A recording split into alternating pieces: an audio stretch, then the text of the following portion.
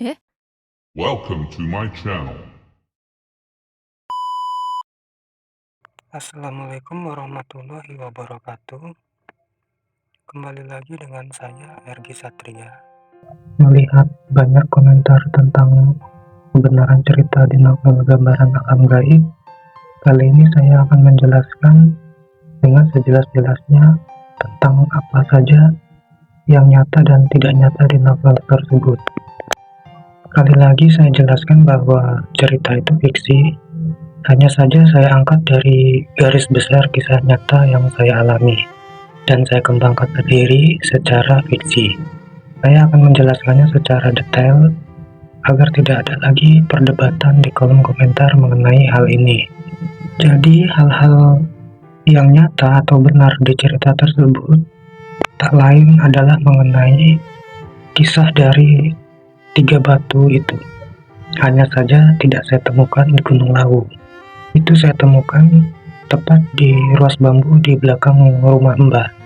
Untuk pemeran nyata hanya Clarissa, Satria, Dayu, Inggit, dan Jani. Sisanya fiksi, termasuk Sugi dan Nisa juga fiksi. Tentang tuyul, pesugihan, ngeraga sukma, dan lain-lain, semuanya itu nyata dan saya alami sendiri. Untuk teleportasi, saya mengalami hanya sekali. Itu akan saya jelaskan juga secara detail termasuk tentang Sambi. Oke, langsung saja saya mulai cerita aslinya, yaitu cerita yang menjadi inspirasi saya membuat novel Gambaran Alam Gaib. Cerita akan saya awali dari histori kedua orang tua saya. Ibu saya lahir di Wates, Jawa Tengah di tahun 1955 dan besar di Pagar Alam, Palembang. Ikut Mbah dahulu merantau ke sana. Dan ayah saya lahir dan besar di Magelang di tahun 1950. Lalu saat ia remaja, bujang pergi ke Lampung dan bekerja di sebuah PT gula bernama Bunga Mayang. Entah PT itu masih ada atau tidak saat ini, silakan di-search saja di Google. Skip saja biar cerita nggak terlalu lama. Kedua orang tua saya bertemu di Lampung Tengah.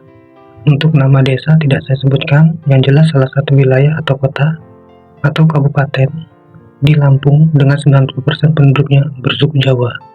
Mungkin kalian bisa menebak itu di daerah mana. Kedua orang tua saya menikah di sana. Setelah menikah, mereka pindah ke sebuah daerah yang bernama Pulung Kencana.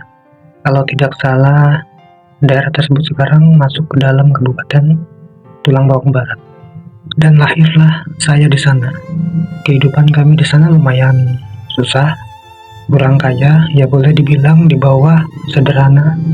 Ayah berdagang, ibu menyusui adik di rumah, hanya bersikap pasrah dengan keadaan ekonomi yang semakin susah. Kedua orang tua saya mengalami keterpurukan ekonomi hingga kami pindah dari kampung halaman kami itu menuju kembali ke rumah mbah atau nenek, yaitu ibu dari ibu saya sendiri. Tempat di mana mereka menikah dahulu. Disitulah awal cerita dimulai. Mbak saya perempuan, saya memanggilnya dengan sebutan Mbak Putri. Mbak saya boleh dibilang suka klinik, masih memegang erat tradisi kejawen yang kental. Bahkan hampir 1 bulan sekali saya dipaksa mandi kembang di tengah malam, tepat di halaman rumah. Saat itu saya masih sangat kecil, ya jadi saya nurut-nurut aja, karena emang nggak tahu apa-apa. Rumah Mbak berbentuk joglo, rumah bergaya khas Jawa Tengah. Mbak Kakung sudah meninggal saat itu. Hanya tinggal Mbak Putri. Kami mengungsi atau menumpang di rumah Mbak itu cukup lama, karena kedua orang tua saya tidak memiliki rumah saat itu. Ingat saya dari umur saya 7 tahun hingga saya berusia 15 tahun, barulah ayah saya mampu membuat rumah sendiri. Waktu itu saat saya masih kelas 5 SD di tahun 1998, saat terjadi demo dan krisis moneter saat itu, ada sebuah permainan tradisional di daerah atau di desa mbah saya, yaitu sebuah permainan dari bambu yang dibuat seperti meriam. Kami menyebutnya di sini long atau jeduman. Saya sangat tertarik dan ingin membuatnya saat itu. Tidak tahu di daerah kalian disebut apa permainan itu. Kebetulan di belakang rumah Mbak ada 2 pohon rumpun bambu yang sangat singgup dan lumayan seram. Bahkan siang hari saja terlihat gelap. Saya meminta ayah saya, bapak saya, untuk membuatkan mainan itu, tetapi beliau enggan mengambilkan bambu untuk saya. Karena keinginan yang kuat, saya berinisiatif menebang pohon bambu itu sendiri saat hari libur sekolah di hari Minggu. Malam hari saat itu, saya kebelet buang air kecil, sumur agak jauh di belakang rumah. Maklum rumah zaman dulu kebanyakan memang seperti itu. Samar-samar saya melihat satu batang bambu menyala seperti terbakar. Hanya saja tidak berasap, hanya menyala seperti besi yang dipanaskan. Saya tidak berani mendekat malam itu, hanya bisa melihat dengan rasa bingung dan takut. Saya hanya bisa mengingat letak bambu itu dan berpikir esok hari hendak saya lihat. Saya sempat memberitahu ibu saya, tetapi ibu saya tidak percaya dengan apa yang saya katakan. Keesokan harinya, berbekal sebuah golok dan gergaji, di minggu pagi setelah mencuci sepatu sekolah, saya menghampiri rumpun pohon bambu itu. Di sana sama sekali tidak ada tanda-tanda bekas bambu terbakar. Tapi saya masih ingat letak bambu yang menyala, dan bambu itu sedikit paling aneh. Ya, bambu itu sama sekali tak memiliki daun, hanya saja batangnya terlihat hijau dan segar. Letaknya cukup sulit dijangkau karena tepat berada di tengah-tengah rumpun. Bambu itu akhirnya saya potong dan saya seret agak ke belakang rumah, dan saya potong karena saya ingin membuat long tadi, seperti meriam tadi, dan bunyi seperti klotekan kelereng yang saling membentur terdengar tepat di ruas ketiga. Jika dihitung dari pangkal bambu bagian bawah, saya yang penasaran tentang bunyi itu, langsung saja saya belah bambu itu, dan ternyata isinya 3 batu berwarna merah, hijau, dan hitam. Warnanya tidak terlalu terang dan bentuknya tidak bulat sempurna seperti kelereng. Bentuknya itu tidak beraturan seperti buah kemiri atau kemiri bumbu dapur. Sebesar itulah kira-kira. Saya menyimpan 3 batu itu di dalam laci kamar saya, bercampur dengan buku-buku pelajaran sekolah saya waktu SD. Dan hal aneh mulai terjadi saat 3 batu itu ada pada saya. 3 hari berturut-turut saya melihat hal-hal aneh. Jika saya total, saya melihat pocong dalam waktu 3 hari berturut-turut. Dan di hari pertama saya pingsan karena saya merasa takut banget. Saya juga pernah melihat tuyul, orang tinggi besar setinggi pohon kelapa, berkulit hitam legam seperti orang Negro, kuntilanak, bahkan saya pernah melihat seperti hewan katak, kodok, tetapi berbulu, badannya penuh bulu, seperti bulu kucing gitu, dan besar seukuran mobil. Hampir 1 minggu sekali saya pasti melihat sosok-sosok aneh seperti itu. Jika harus saya ceritakan satu persatu, saya yakin ini akan terlalu sangat lama. Boleh dibilang saat itu saya menjadi anak indigo, tetapi itu tak berlangsung lama, dan saat itulah saya mengenal jin yang dapat berbicara, yang saya sebut Sambi. Saya mengenal Sambi di tahun 1998 sampai 2003, dari kelas 5 SD sampai 3 SMP, kalau nggak salah ingat saya. Dan dialah yang banyak memberitahu saya tentang hal-hal yang saat itu saya begitu penasaran. Saya anaknya termasuk kritis, kalau bertanya selalu detail. Untuk itu saya dapat dengan mudah menjelaskan sesuatu tentang hal yang saya sudah tahu tentang kebenarannya. sejak dulu. Tentu akan menjadi pro dan kontra jika saya harus mengupas hal-hal itu terlalu dalam, karena ada sebagian oknum atau orang yang memanfaatkan hal itu untuk mencari uang, seperti ilmu laduni dan lain sebagainya, yang dijadikan alat untuk memikat keanggotaan sebuah pondok atau perguruan atau perkumpulan lainnya. Saya bisa membongkar itu semua tentang dirasuki atau kerasukan. Saya mengenal pola dan cara kerja jin itu sendiri dalam istilah membantu manusia, padahal sebenarnya dia sedang memanfaatkan manusia itu sendiri agar lebih banyak manusia lainnya yang terjerumus. Tahuannya manusia itu dijadikan sales marketing jin itu dalam merekrut anggota lainnya dan menjadi member ahli neraka. Seperti itulah ringkasan cerita pengalaman yang saya jadikan dasar awal inspirasi dalam pembuatan novel Gambaran Alam Gaib. Untuk Pinimit sendiri, tentang keabsahannya, itu hanya cerita turun-temurun dari orang tua dan mbah-mbah dulu. Itu fiksi.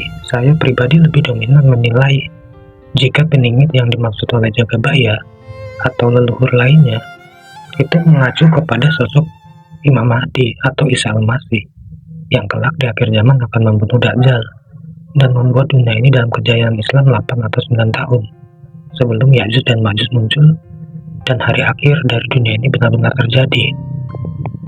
Oh iya, sampai lupa tentang teleportasi sebelum menjelaskan.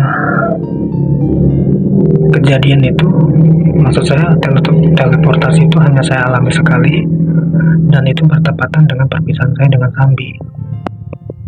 Kemungkinan atau mungkin Sambi marah kepada saya di kelas 2 SMP di kelas 2 SMP saat itu tahun 2002 kalau tidak salah. Sekolahan saya mengadakan study tour seperti wisata. Saya masih ingat saya membawa 3 batu itu dalam saku celana saya. Saya study tour di sebuah pantai bernama Pantai Marina. Kalau tidak salah namanya Pantai Marina. Saya mandi di pantai itu dan salah satu batu itu waktu itu hilang. Mungkin jatuh, kalau tidak salah yang berwarna hijau. Dan sampai di rumah hal aneh terjadi. Batu itu untuk menjadi 3 lagi. Semua lengkap seperti kembali. Seperti semula, seperti batu hijau itu kembali. Saya pun penasaran. Lalu saya pergi ke sungai.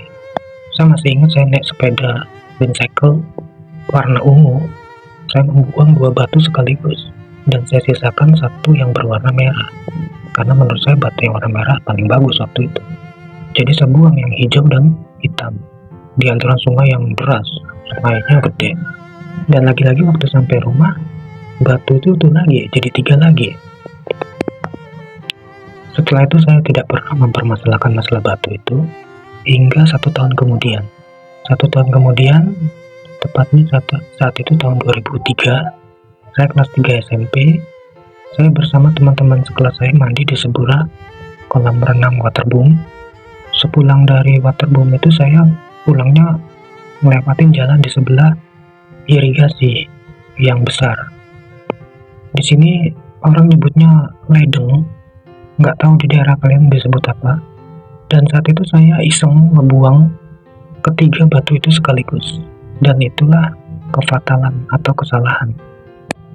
Tiba-tiba saat batu 3 itu sudah saya lempar masuk ke dalam air ledeng, air irigasi itu, badan saya ini, tubuh saya ini seperti ketarik, kesedot gitu, jatuh ke air, ke dalam irigasi.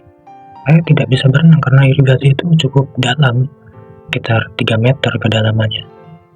Di saat antara hidup dan mati, saya dalam posisi tenggelam itu. Tiba-tiba saya seperti dihempaskan, tubuh saya jatuh, kayak jatuh dari atas pohon. Kaki saya nancep di tunggak kayu, kayak kayu nancep di telapak kaki, tembus sampai atas. Dengan sekuat tenaga saya memaksakan mengangkat kaki saya hingga tercabut kayu yang menancap di kaki saya. Darah mengalir deras. Dengan kaki begitu sakit, saya menyadari jika saya berada di sebuah bukit.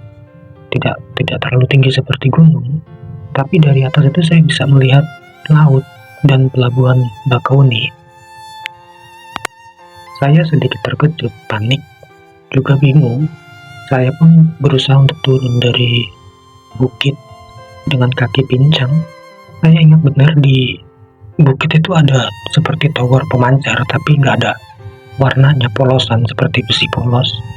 Ada juga seperti kotak besar, seperti gardu listrik sebesar truk. Truk bukit itu nggak terlalu tinggi, mungkin hanya sekitar 1 jam saya sudah sampai di bawah, turun sampai di bawah. Saya lalu bertanya kepada pedagang keripik di pinggir jalan. Ada yang jual keripik seperti kerupuk kemplang di pinggir jalan. Pedagang itu sedikit bingung melihat saya karena pakaian saya basah kuyup dan kaki saya berdarah. Saya bertanya kepada dia, ini di mana? Orang itu pun menjawab, Kalianda. Saya terkejut. Perlu kalian tahu, jika tempat saya tinggal dengan daerah bernama Kalianda itu lebih dari 100 km. Saya tidak bisa berbuat apa-apa. Saya menangis, dan orang-orang tidak ada yang mau mengantar dan menolong saya untuk pulang. Dan saya juga nggak punya uang untuk naik bus. Alhasil dengan kaki pincang saya berjalan, terus jalan, berharap ada yang nolong saya. Hingga saya sampai di sebuah perempatan jalan bernama Kali Balau. Orang-orang sering menyebutnya Kali Balok. Ada rumah makan di pinggir jalan bernama Puring. Saya duduk di teras rumah makan itu sambil benerin plastik yang saya gunakan untuk mengikat luka di kaki saya. Ada pengunjung rumah makan itu, seorang wanita parubaya seperti ibu-ibu kaya, menanyakan saya, dan saya menjelaskan kepada dia dengan berkata bahwa saya tersesat dan saya mau pulang. Kebetulan dia tahu lokasi daerah tempat tinggal saya. Dia pun sedikit heran bagaimana saya sampai di sana. Dia mengajak saya ke rumahnya. Saya menginap 1 hari di rumah dia, lumayan mewah. Dia adalah ketua DPD partai PKP di daerah itu. Karena saya melihat banyak bendera dan pelang di depan pagar rumahnya. Saya masih ingat daerah itu bernama Korpri. Dia saat itu sudah meninggal. Maksud saya saat ini sudah meninggal. Saya sempat berkunjung sekali ke rumahnya saat di tahun 2012. Dialah yang menolong serta mengantarkan saya pulang dengan mobilnya waktu itu. Dan mulai saat itu, 3 batu itu tak kembali kepada saya. Itu benar-benar hilang. Dan terakhir bagi saya bertemu dengan Sambi ya di kelas 3 SMP itu. Dan apa saja yang saya tanyakan kepada Sambi dari tahun 1998 sampai tahun 2003, itulah yang saya jadikan konten YouTube saya dengan judul Rahasia Gaib Dunia, yang saat ini masih di part 2. Mungkin part 3 saya akan menceritakan tentang Nyi Roro Kidul. Oke, sampai di sini dulu ceritanya. Kalau ada kurang informasi boleh komentar. Assalamualaikum warahmatullahi wabarakatuh.